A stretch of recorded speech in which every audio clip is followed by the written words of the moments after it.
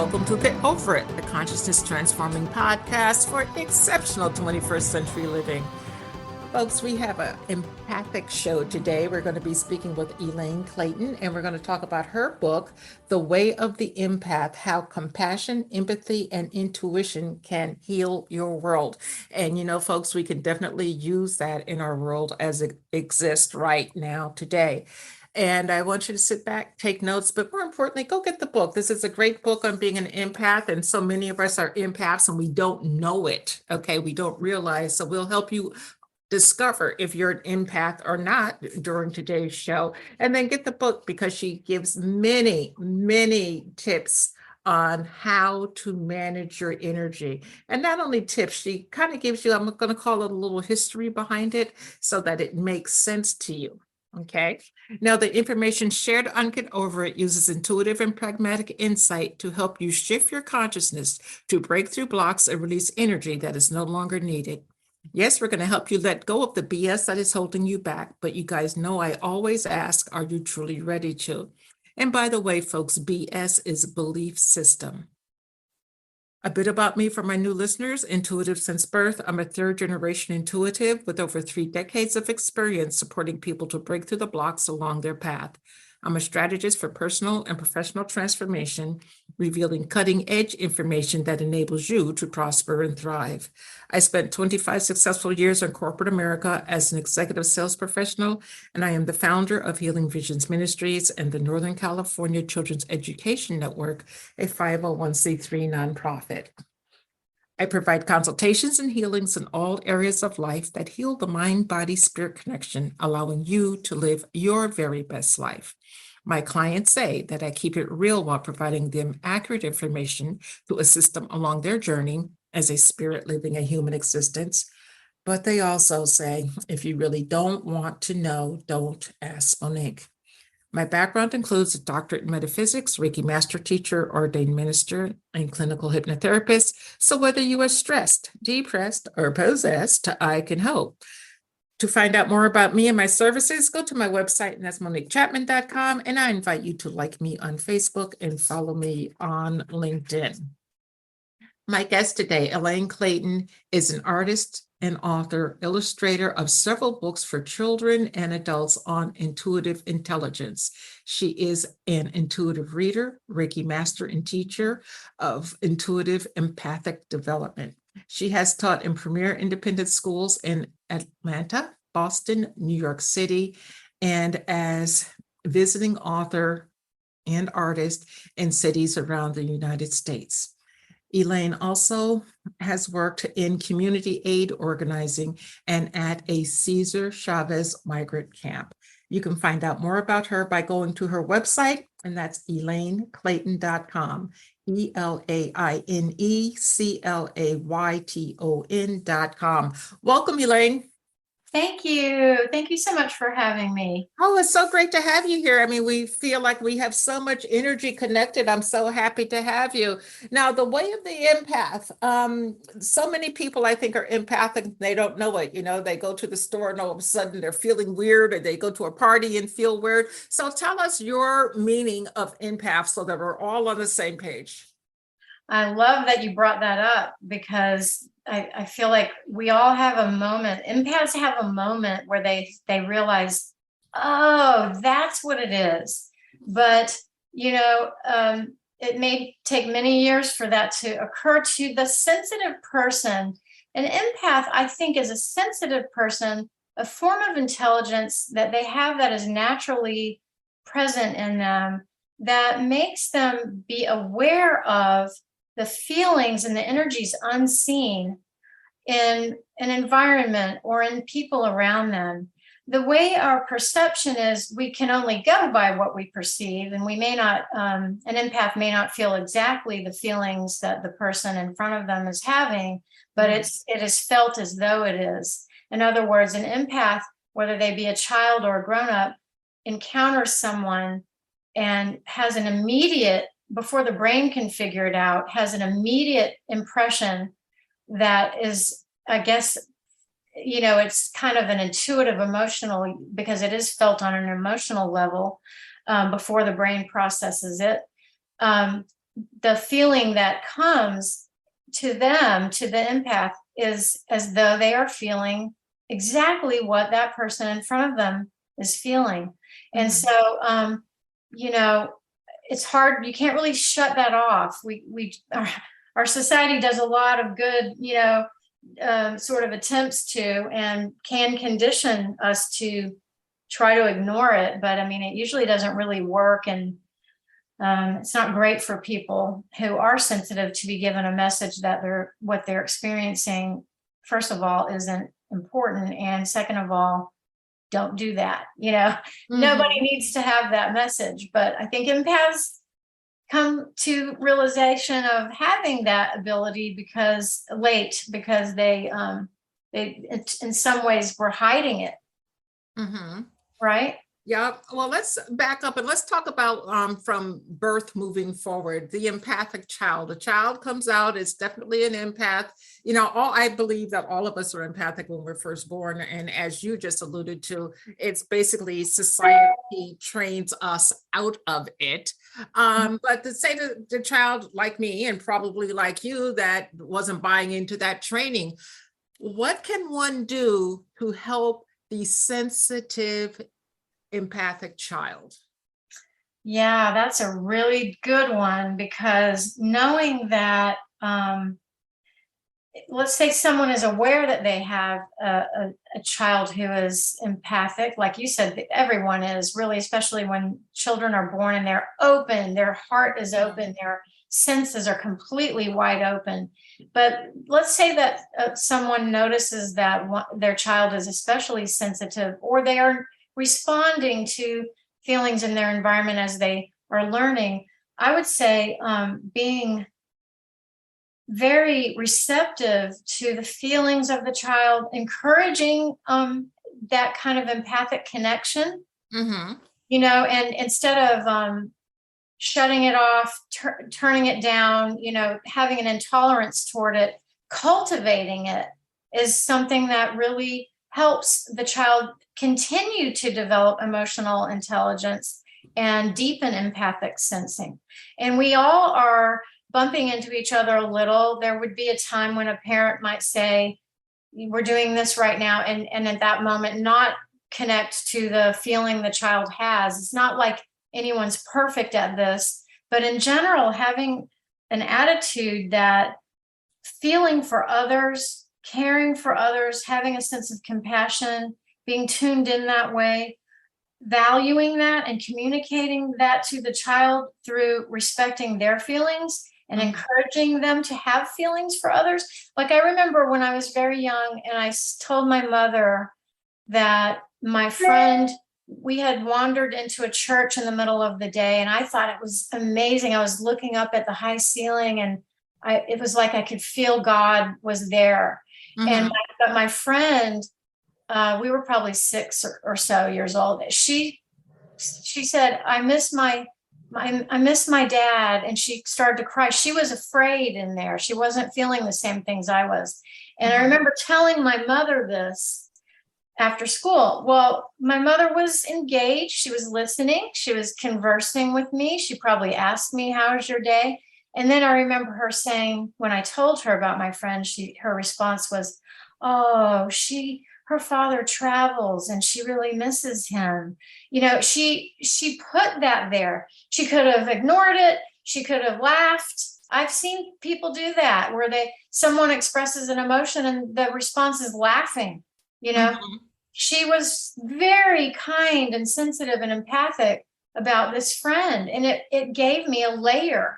It gave me something else to do with the information that had come to me just by simply being with my friend. I could have been numb to it if I had a parent who didn't want to take it and actually treat it as very important to care for her.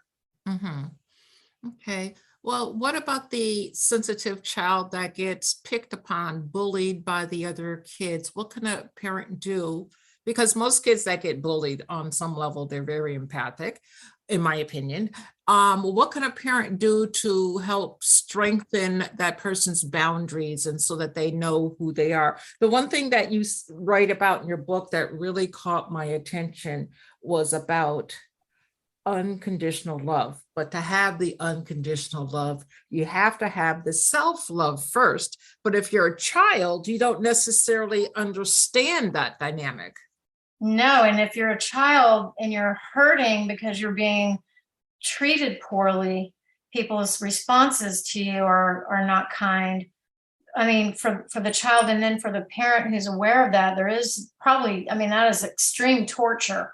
A parent has, who knows that they need to protect their child, has to get on a mission then to do two things, I think. And I mean, I'd love to hear what anyone else has to say about it, but one is having to advocate for the child, Mm-hmm.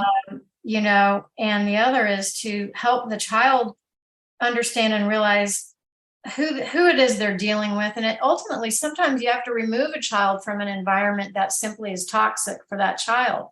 There are people that switch schools or homeschool and do other alternative things because you don't have to stay trapped with being where the system itself can't really be improved, but we have the idea that there's no choice. And I think that bit by bit, people can figure out, maybe I have a choice and maybe I don't have to accept this.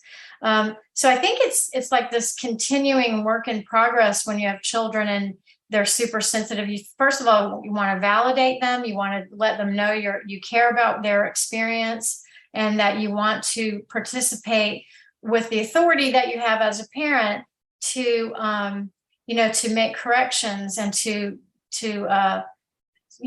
help demonstrate drawing boundaries and having discussions about what isn't just. The other thing, spiritually, what came to me, and this came to me as a parent, having to learn how to do all this. A lot of times intuitives are not super assertive. They have to learn it the hard way. They have to realize I have to have a boundary and I need to be assertive. I'm so concerned about everyone else's feelings, not advocating for your own. But I remember going into a deep spiritual kind of journey around this topic. And I had a moment where it all became clear, and it is connected to what you just said about unconditional love.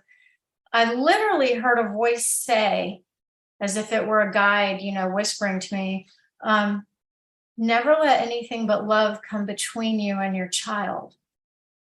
And it struck me so hard, because what happens when we feel someone is being mistreated and they're vulnerable, like an innocent child, is all the protective instincts, fear, anger, you name the emotion that can feel negative or like a shadow emotion. None of those are actual, they're not wrong to have those responses. Those are normal, instinctual responses.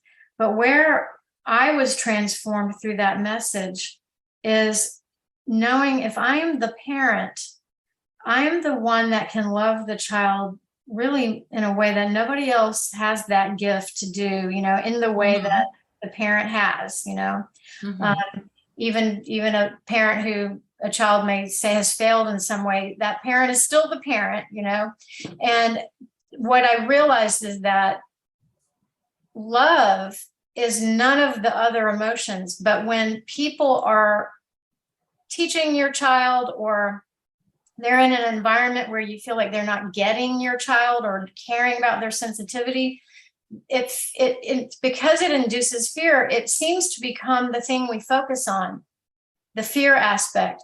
If we focus on the unconditional love, the unquestionable, there's no word for the love, that if we focus on that love that we have as a parent to a child, then go forth with that love. And I think one thing that is for sure is the parent never gets so afraid and so diminished that the child then has to, in some intrinsic way, believe that there's something to all the negative, like there's a reason to be afraid. It's like the saying, love conquers all. I really think if we advocate for children with a sense of love, not fear, that, we are guided, more clarity, and results can be, I guess, really optimal is one way to put it. Fear takes us down the wrong road, Yes. but people feed off of it and they like it. And that's where bullying comes in. I feel dominated, so I'm going to dominate you. And then even the adults want to play around with those energies. They're not necessarily consciously aware of it, but they often like it. They like to induce fear. That makes them feel valid, So the parent has to be the one in charge. Okay. So at what point, and let's fast forward out of childhood to adulthood or young adulthood. Okay. At what point does a person actually realize that they're empathic? Well, this is there could be a whole book on this, because I know the moment I realized I knew I was empathic, different. I felt different very early on. You probably remember that too. Mm-hmm. Just scanning a room, being, in the classroom, responding. I was seeing auras. I thought everyone saw that. And the teacher's aura was way more interesting than whatever he or she happened to be talking about. Mm-hmm. So I was never the model student, because I'm gazing at that aura and getting all these feelings. And, so there are gradations of realizing, but someone might just think, I'm not special. I'm worthless. I'm not smart. I hear a lot of adults say that based on how they felt when they were in school, simply because they were tuned in intuitively and empathically with no reinforcement, no appreciation for it. It was harder for them to add on all the other agendas besides the ones that they had that weren't being recognized. So you have it start early, when the child does not feel necessarily like they are like everyone else. And then there's a moment, usually in, later years, maturing and young adulthood, where someone becomes conscious of, oh, that's what it is. I know when it happened to me, I was having a great day, but I came home, and this is when I was teaching. I was probably 23 or 4. Mm-hmm. And I suddenly felt really anxious, and I thought, and depressed, just heavy in my heart and stomach. And I started to roll down the hill with this heavy emotion. And then I stopped myself and I thought, wait a minute, I was having a really great day. What happened? Why am I feeling, this isn't me, because I am having a great day. And then I sort of reviewed my whole day, and I landed on exactly what it was. It was just in passing, but it was a conversation with someone. And I think I just absorbed everything that they were carrying. But I was able to then be conscious of it from that point on a little bit more, that this isn't always me. The feelings that I have are not always me. They're unprocessed within me, but I picked them up from this and that and this and that. It gets more enjoyable when you know that that's part of how you're wired and what is going on. Mm-hmm. Now you use art to help people work through and understand their empathic abilities and who they are as an empath. Tell us more about that and the third eye visions. Well, I think because we're born creators, our natural predisposition as humans is just to be creating. You're born, the world is different. The minute you're here, it's a changed place because you're here. There is no other you. So the reason why I think being in touch with the creative spirit and the actions of being creative it's multifold, because first of all, because you're a creator, and that's being attuned and aligned with who you really are. 2, the act of creating renews everything and is a way of exercising self-will as it dovetails with some other mystery, that sort of comes in the creative process. Mm-hmm. And it shows us evidence of the fact that we can take circumstances and make changes to the circumstances in a way that we enjoyed. The other reasons is that when we are very young, of course, we have to learn to read and write, and there's so many limitations to how people, take kids to go learn these things, that creative, imaginative exploration is almost not, I mean, it's considered, they'll take it away in a blink if it's there at all. I think we've gotten better about it, trying to make room for it. But the problem is we don't really nurture it in each other very much. So I think I think it's probably one of my life missions to get people to rediscover that creative spirit so that they can hear themselves and feel themselves and have evidence of their feeling and their creative expression right there. I mean, you probably hear this. It's hard to believe if you ask an adult, what do you love? Probably 8 people out of 10 will go, oh, I don't know. Well, I mean, what do you love? Like, what do you love about life? What do you love? And then so I'll start with, what's your favorite food? Because we all know what we don't want to eat. So you can start there. But the fact is, it takes time to go inward and to be present with ourselves to know what we love. And a lot of what happens with that creative time spent, if we find something we just simply love making or doing, is start to understand and feel more deeply the other things about life that we love. And then we get to know ourselves, and then we value what other people love because we're curious about what they love also. So, there's so many reasons for it. I hear a lot of adults say, and this started for me when I was a very young adult with an art degree, but kids too, usually after the age of 8, they'll say, I can't draw. And I would say, of course you can. And some adults would say, I like to draw, but I don't do it because I'm no good at it. And we don't have to render. Drawing is just simple. It's very much just about making marks. So I do teach, encourage, I don't even want to use the word teach. I encourage people to get back into expression where you make marks freely. So in my book, that's Making Marks, Discover the Art of Intuitive Drawing, asking people to close their eyes and use a non-dominant hand. It's something I've done with people since the 80s. But, to feel how good it feels just as you make the mark itself. You get into a stream of consciousness flow. It's like a dream and a daydream. And next thing you've changed a blank piece of paper to something else. And then you can gaze at it intuitively and see into it. And of course, in the Way of the Empath, I'm showing ways that you can play with this too. And it is playful. It is about creativity is a playful place. But look at us, we get so serious so fast. I keep telling people spirituality is playful. It's about laughing and having fun. When I have my consultations, we're laughing, we're having fun, and the person gets it. Okay. Yeah, they feel it, right? Yeah, and it sticks with them, and they're more likely to consider the information afterwards, as opposed to going to the let me scare you to death and give you a negative reading and force you into calling me forever.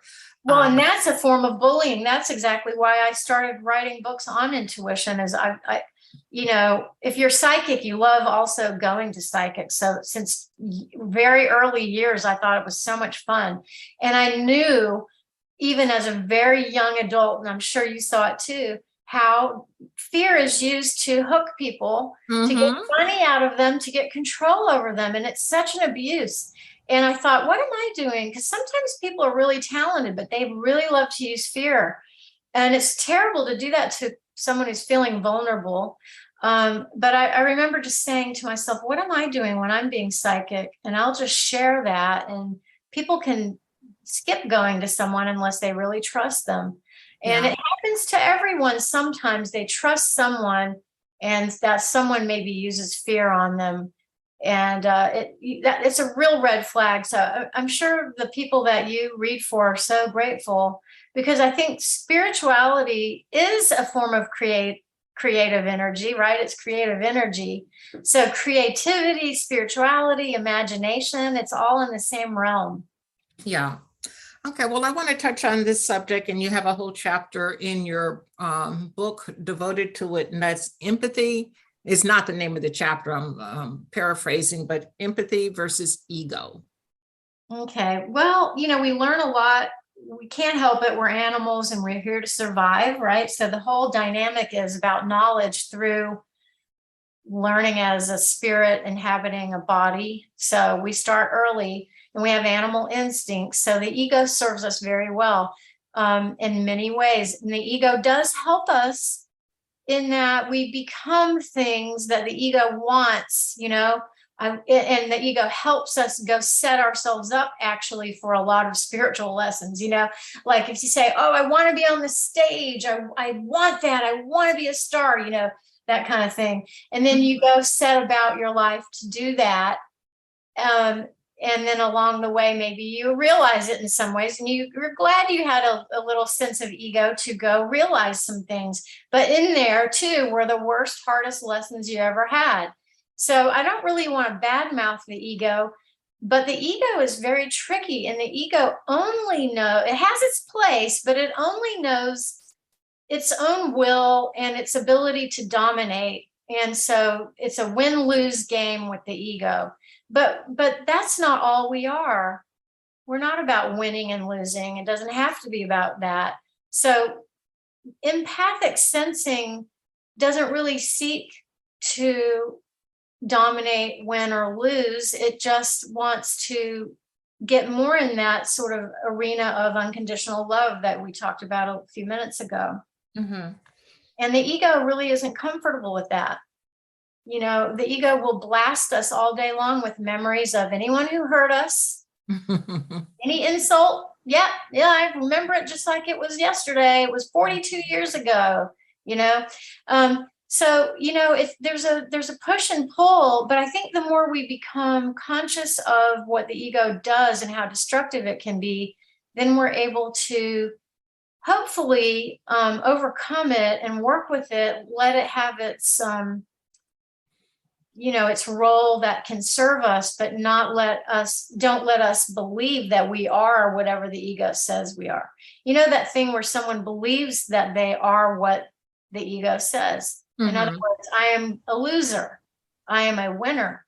I am great. I am not great. I am stupid. Mm-hmm. There are all these labels, and the ego will get us to believe that that's it.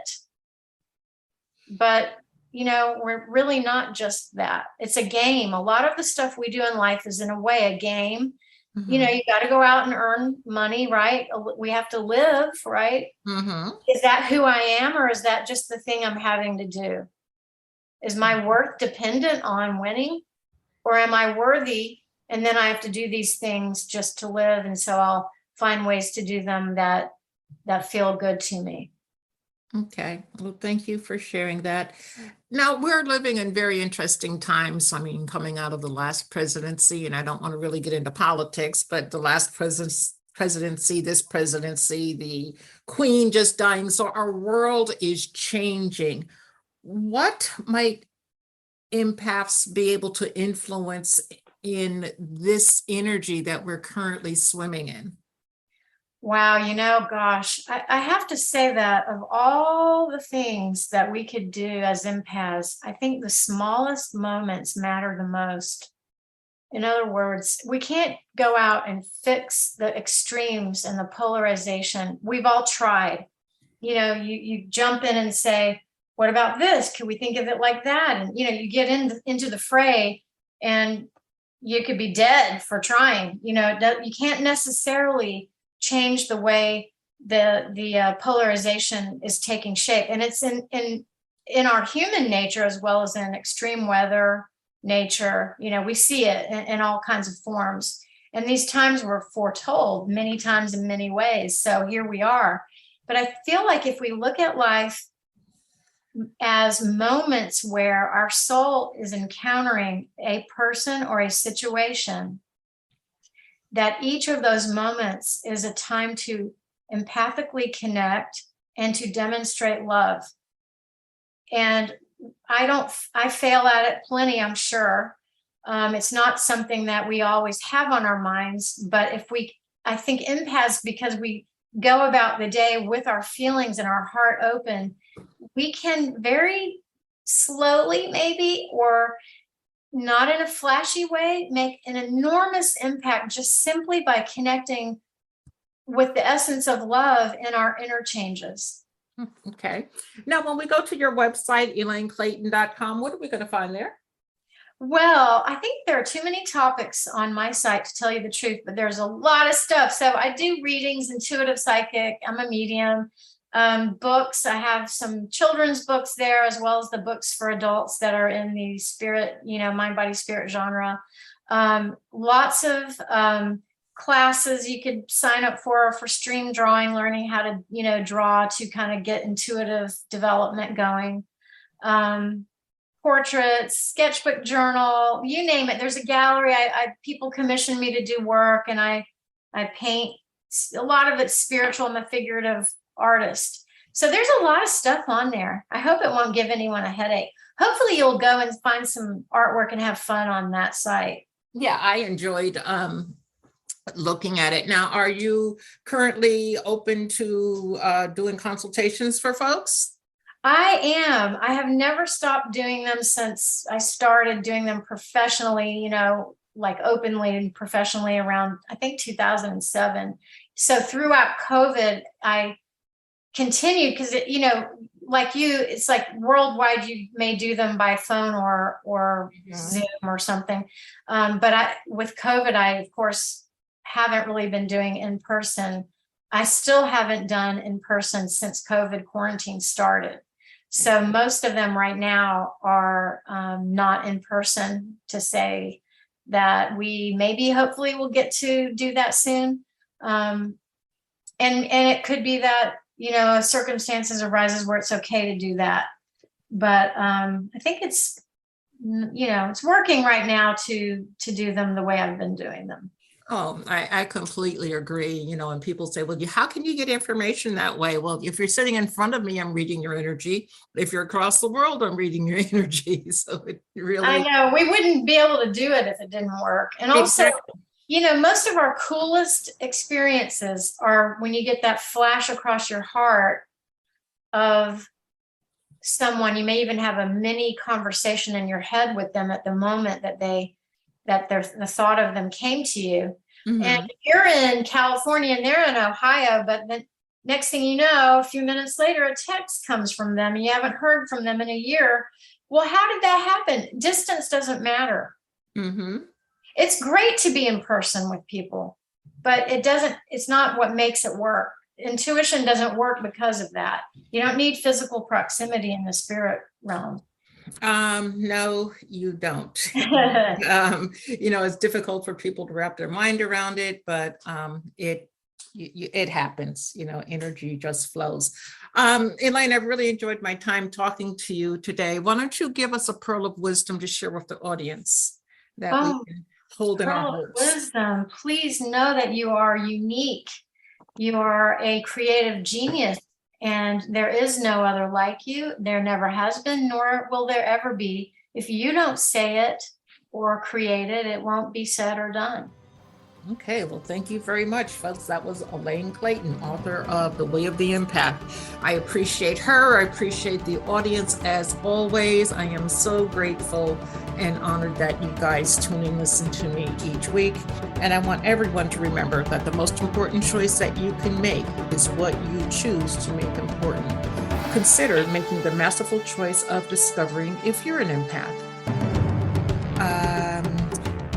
Abundant blessings, light and love to all. Agape.